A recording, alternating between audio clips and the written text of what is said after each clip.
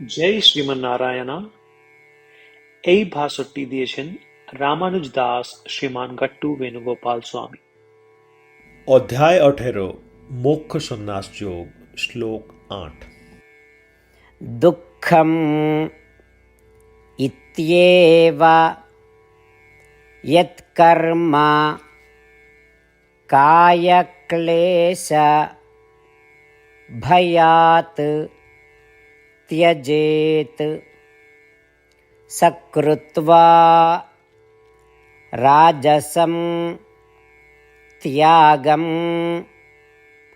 नैव त्यागफलं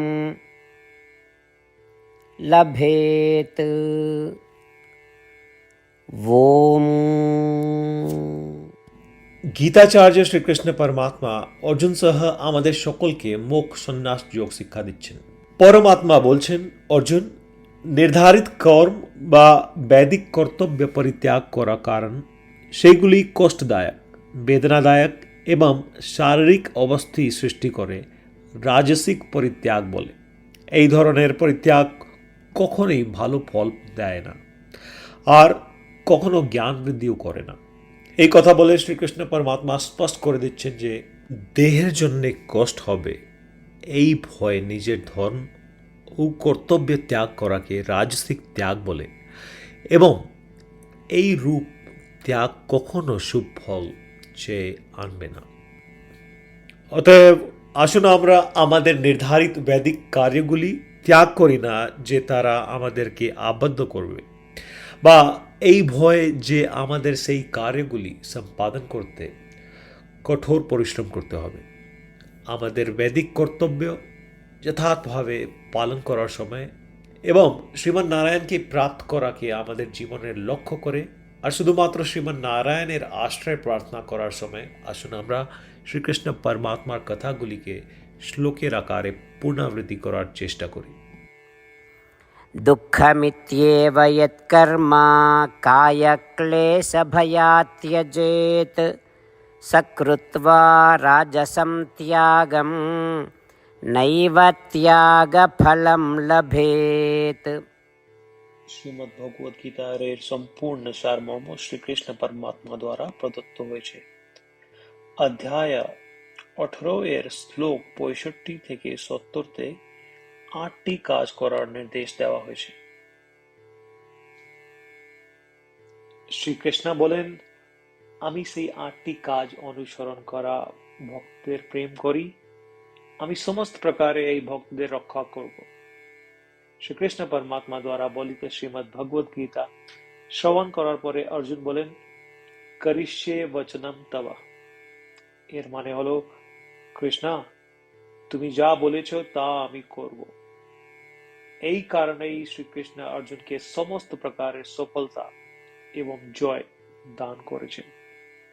চলো পরমাত্মার কাছে আমরা প্রতিজ্ঞা করি যে আমরা এই 8টি ক্রিয়াকলাপের পালন করব। পরমাত্মার কাছে এই বচনটি দেবার চেয়ে বড় কোনো পূজা, তপস বা যজ্ঞ নেই। আমি এই 8টি প্রতিজ্ঞা করব। আপনারা সবাই আপনাদের মনে এবং হৃদয়ে এই কথাগুলি ভাববেন।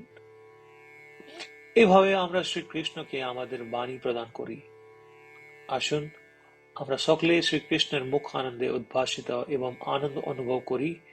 জয় শ্রীমন্নারায়ণ।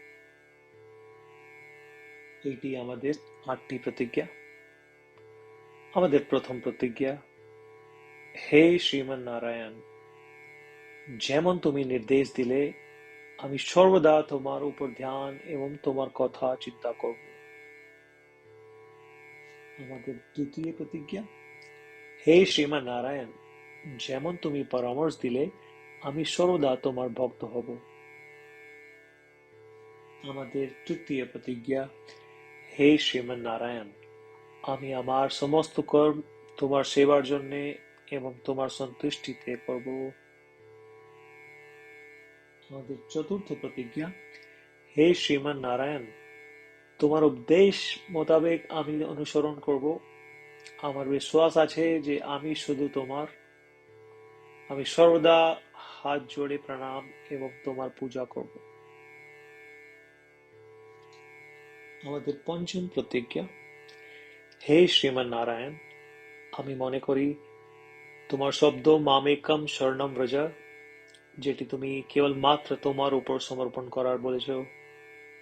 শ্রীমান নারায়ণ, আমি শুধুমাত্র তোমার উপর সমর্পণ করছি।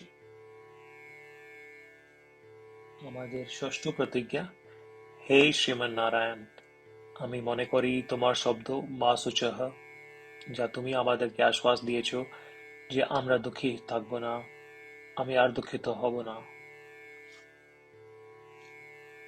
আমাদের সপ্তম প্রতিজ্ঞা, হে শ্রীমান নারায়ণ, তুমি আমাদেরকে সকলকে শ্রীমদ্ ভগবদ গীতার আশীর্বাদ এবং উপহার দিয়েছ।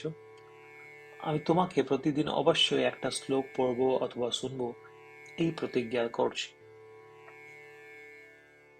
আমাদের অষ্টম প্রতিজ্ঞা, হে শ্রীমান নারায়ণ, তুমি গীতা সমস্ত মানব জাতির কল্যাণ জন্য প্রদান করেছ। আমি চেষ্টা করব তোমার দিব্য বাণী গীতার প্রচার করতে। আমরা পরমাত্মার কাছে আমাদের 8টি প্রতিজ্ঞা করেছি। শ্রীমান নারায়ণকে প্রতিদিন আমাদের কথা দেওয়া, যা আমরা করব যেমন তিনি বলেছেন, নিজেই একটি মহান পুজো। চলো আমরা তাকে অটল বিশ্বাসের সাথে আমাদের প্রতিজ্ঞা দিই। ও শ্রীমান নারায়ণ, আমি তোমার বলা মতন করব, আমি তোমার ইচ্ছা মতন আচরণ করব এবং আমি কেবল মাত্র তোমার জন্যই কাজ করব। শ্রীমান নারায়ণ করিষ্যে বচনম তব, এর মানে হলো, শ্রীমান নারায়ণ, আমি তোমার নির্দেশনা মোতাবেক আচরণ করব। সর্বম শ্রীকৃষ্ণার্পণমস্তু। জয় শ্রীমান নারায়ণ। দুঃখম ইত্যেব যৎকর্ম কায়ক্লেশ ভয়াৎ ত্যজেত সকৃত্বা রাজসম ত্যাগম নৈব ত্যাগফলম লভেত।